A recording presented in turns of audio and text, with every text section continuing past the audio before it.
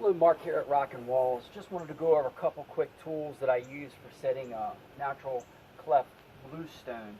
Now, this is not a this quick short video not on how to set the bluestone, but specifically just about some of the tools that I use. I'll also put some of the links for some of my sponsors.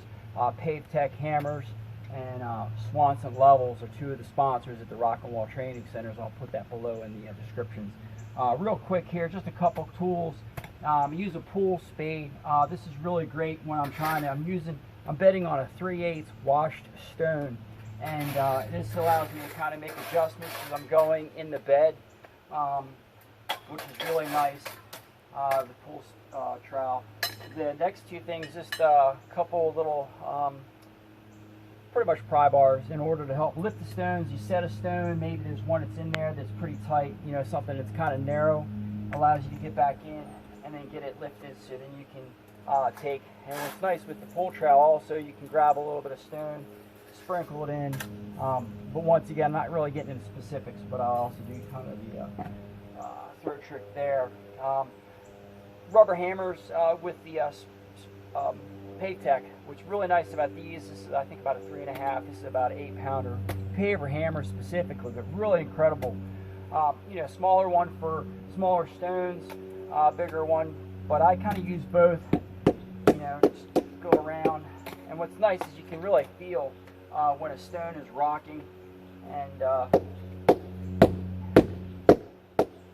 or if it's bouncing, like this corner's bouncing, so I can get back in there, sprinkle a little bit of stone.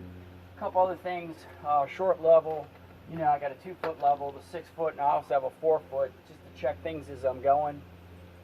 What's really nice too is having a little like 2-pound hammer. This is something that just picked up at Walmart. I like it because it's square heads.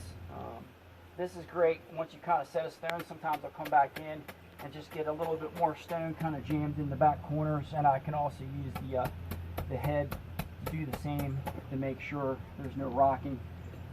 Nice flat chisel of some sort.